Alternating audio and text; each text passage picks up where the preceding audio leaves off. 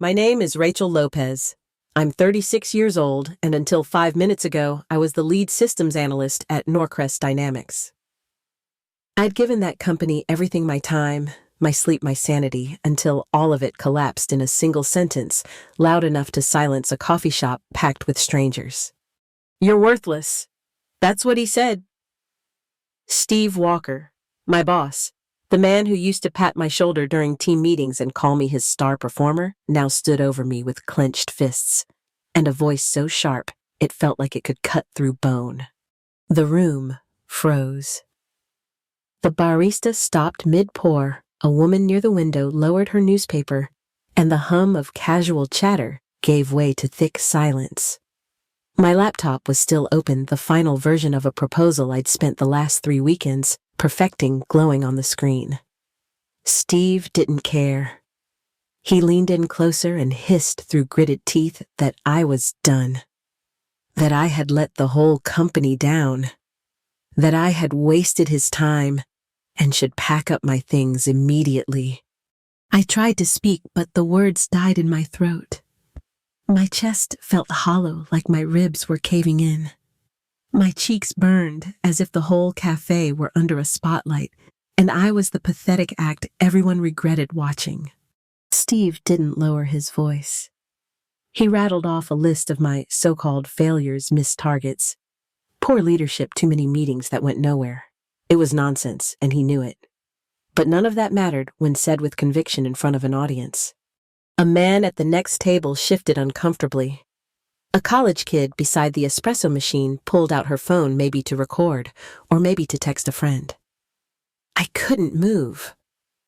My body felt disconnected, like I was watching someone else crumble while sitting in my own skin. Steve said I was naive to think I was special, that anyone could have done what I did, that my so-called ideas were useless if I couldn't implement them. The worst part, I'd heard him say those same words to other people before. I just never thought I'd be next.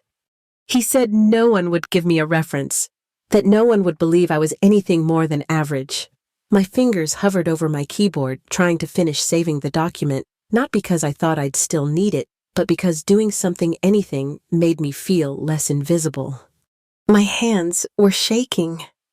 A quiet panic crawled up my spine, and I could hear my heartbeat in my ears.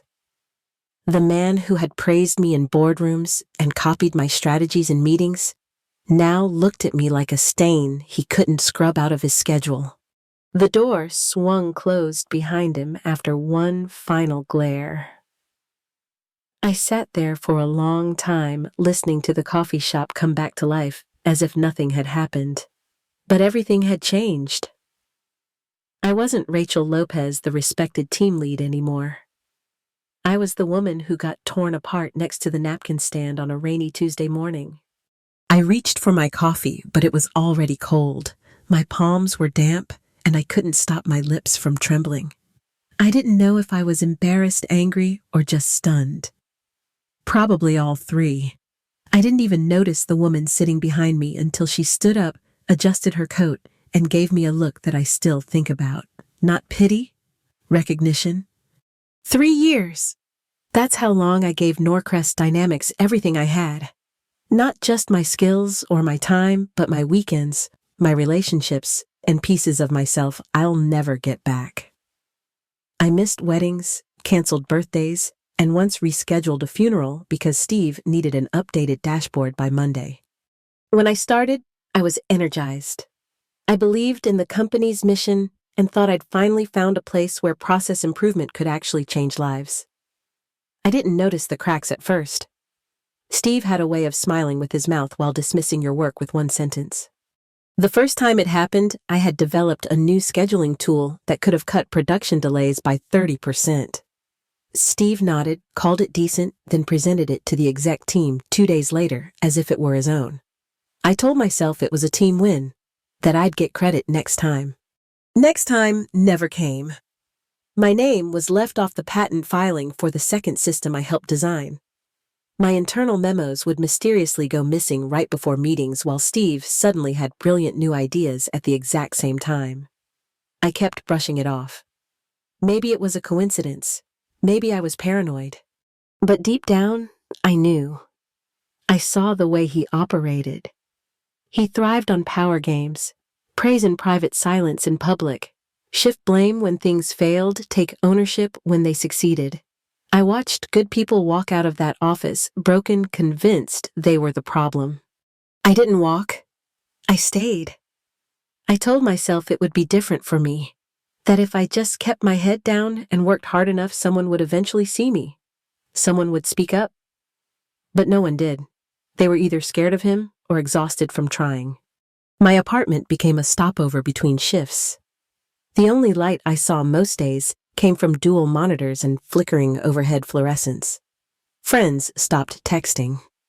My brother left a voicemail one time asking if I was okay. I never called back.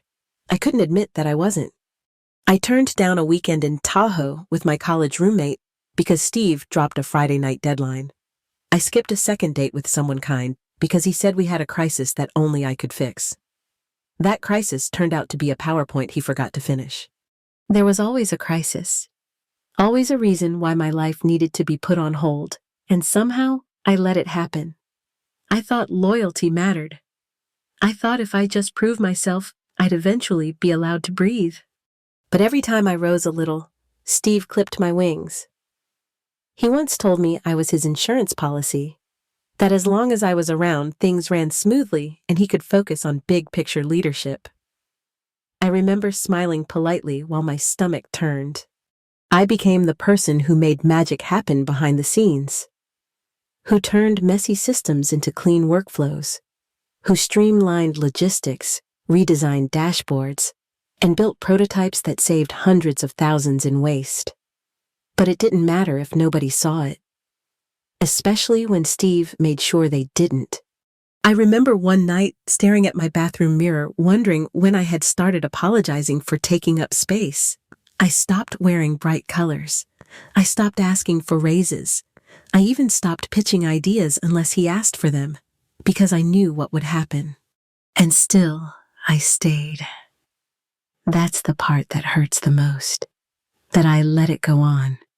That I gave years of my life to someone who saw me as disposable. Someone who stood in a cafe and told me I was worthless, like we were strangers, like none of it had ever mattered. But it did matter. I mattered. Somewhere inside, even if I couldn't say it out loud yet, I knew I had done work worth remembering. I just hadn't found the right person to believe in it. I didn't notice her right away. My vision was still clouded by embarrassment and rage, my hands wrapped so tightly around my coffee cup they ached. I was trying not to cry in public, trying to shrink into the background, when a voice behind me spoke with the kind of calm that cuts through noise. Excuse me, but I couldn't help overhearing. I turned, and there she was, poised, elegant, not flashy, just effortlessly composed. Her silver blonde hair framed a face that looked like it had seen both war and peace, and walked through both with grace. She introduced herself as Veronica Kent. I knew the name before she finished saying it. She was the CEO of Avantech, a tech consulting firm that had quietly taken over the education and logistics markets. I'd seen her face on the cover of Forbes a few months ago. I never imagined I'd see her in person, and I certainly didn't expect her to be sitting behind me as my career imploded. She asked if she could sit, and I nodded, too stunned to do anything else.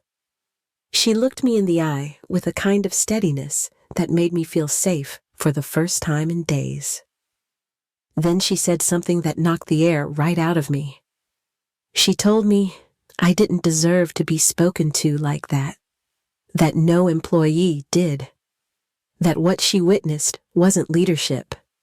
It was cowardice wrapped in volume. I think I smiled or tried to, but all I could feel was disbelief. She motioned toward my laptop still open on the table, said she noticed the visual layout on the screen, asked if that was my system design. I blinked, then nodded slowly. She said it was brilliant, that in just a few minutes she could see the logic behind my interface, the algorithm structure, and the user-centric modeling. She told me it was better than half the pitches she saw from funded startups. I laughed without meaning to. a strange, nervous sound. She wasn't joking. She leaned in, lowered her voice, and said, Avantech had been planning to expand into industrial analytics. They needed someone with systems thinking, operations intuition, and real experience. Then she looked at me and said she wanted me to lead it.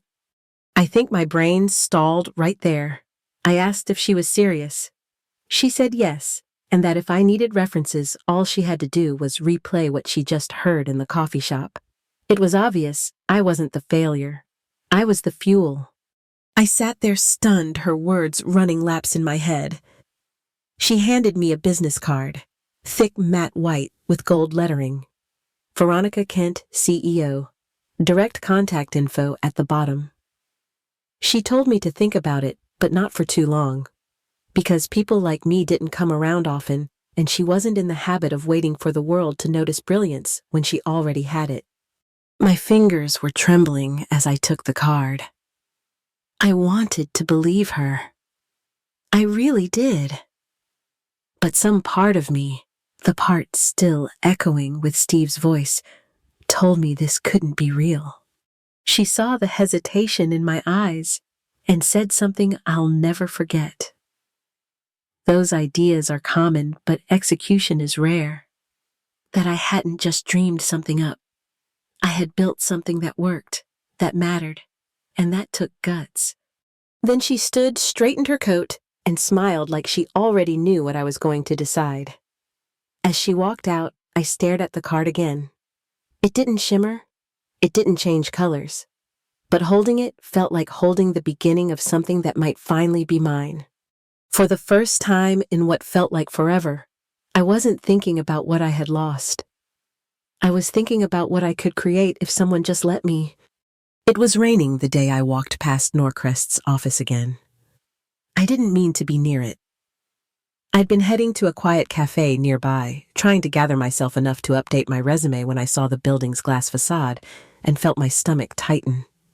I should have kept walking, but something pulled me toward the sidewalk across the street. I looked up at the big conference room windows and saw him. Steve, standing in front of a screen with a familiar interface. My interface. He was pointing, explaining, nodding confidently as the men and women in suits around the table took notes. The same people who used to ignore me in meetings were now leaning in. It was my system, the one I had spent months refining, the one Steve had dismissed as too complex. I stood there soaked in the drizzle, too stunned to move. A part of me wanted to burst through the doors and scream. Another part wanted to disappear. But the part that won was the one that refused to be erased again. I pulled out my phone and called the only person I trusted from my old team. Mark Sanchez had always played it safe, but he hated how Steve treated people. He picked up after the second ring, surprised but glad to hear from me. I told him what I needed and asked if he still had access to the version control files or project logs. He didn't answer right away. Then he whispered that he'd call me back in 20 minutes. I waited under the awning of a bookstore, heart thudding. When the notification came in, it was a zip file. Inside were design documents, commit logs, internal emails, and dated screenshots. Every single piece of code is tied to my credentials. Every step of the process is time-stamped. Mark added a note at the end. The licensing estimate on that project, 8 figures. I stared at the numbers until they blurred. It wasn't just about credit anymore. Steve was going to make millions off the thing he said wasn't good enough to present. He hadn't just stolen my idea.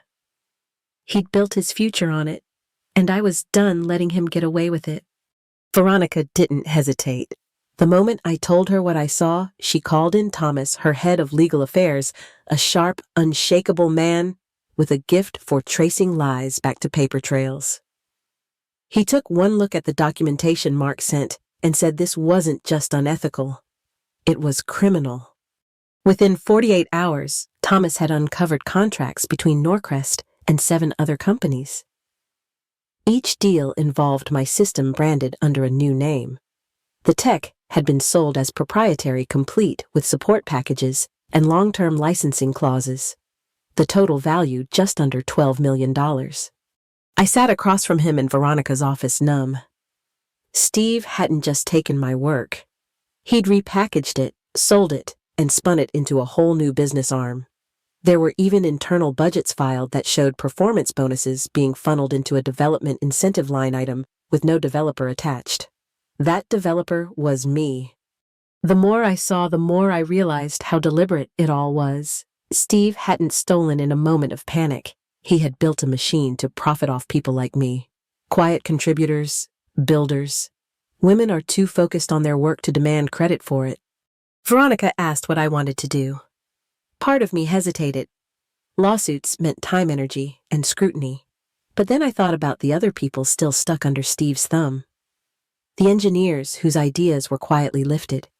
The interns who left thinking they weren't smart enough. The version of myself that once believed I was replaceable. That version was gone.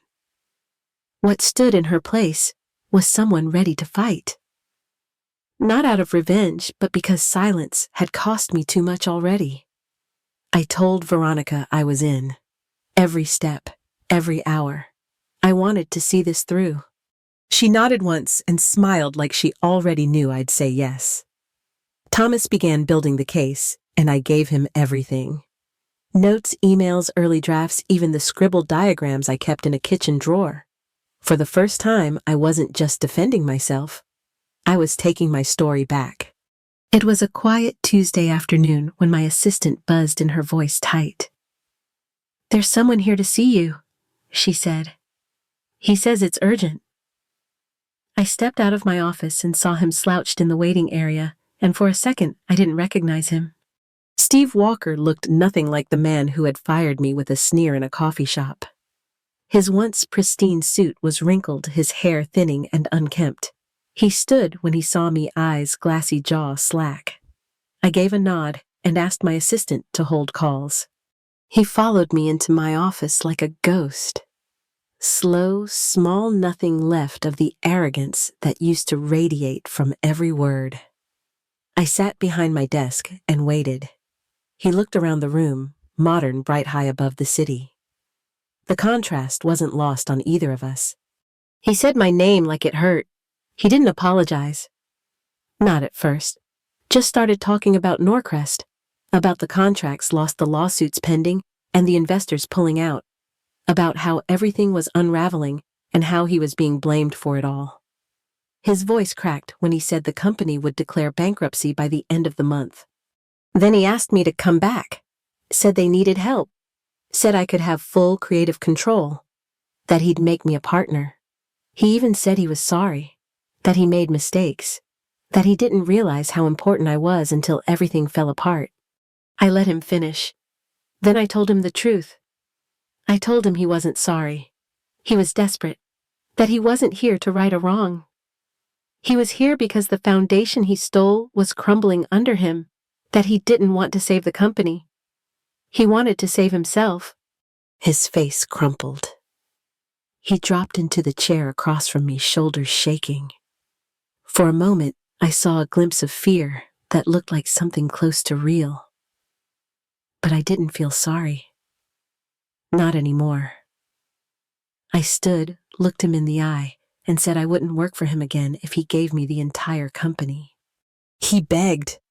Not for him, he claimed, for the team, for the engineers who hadn't done anything wrong. I told him he should have thought about them before he decided to turn fraud into a business plan, that the consequences he was facing weren't punishment. They were the price of his choices. Security walked him out 10 minutes later. I sat back down, staring at the empty space where he'd just been. It didn't feel like revenge. It felt like a release, a long overdue exhale. Weeks later, the courts filed charges. Corporate fraud, intellectual property theft, breach of contract. Steve's assets were frozen, his house foreclosed. His name was blacklisted in every hiring circle that mattered. The final ruling gave our legal team everything we asked for, including damages that helped launch our new platform ahead of schedule. Steve was sentenced to 22 months. His last public statement claimed he had been misunderstood, but no one listened. Meanwhile, I was promoted. Veronica made me senior VP. I hired 5 engineers from my old team, the same ones Steve tried to convince me had no future. They were thriving. Some nights, I still think about that coffee shop. It all started with a single cruel sentence in a room full of strangers, and how somehow it turned into a life I finally recognized as my own. Every morning, I walk into an office filled with people who are building something real.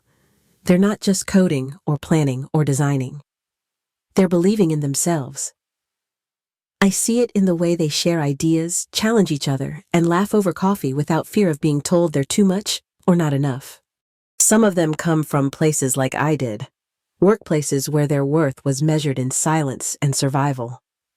They tell me their stories over lunch, and I listen closely because I know how hard it is to speak when you've been ignored for too long. I make sure they're heard. Leading this division isn't just about strategy and results, it's about rewriting the story we've all been told. That value only comes from a title. That power belongs to the loudest voice in the room. I teach them what I learned the hard way. That being overlooked doesn't mean you're unworthy. It means the wrong people were looking. I still think about that day in the coffee shop. The echo of humiliation. The burn of betrayal. But it's no longer the worst day of my life. It's the beginning. The exact moment everything shifted. Because one woman saw me, and more importantly, she showed me how to see myself again. So, if you're sitting in a moment that feels like the end, I hope you remember this. Sometimes the fall is just the first step to standing taller than you ever imagined.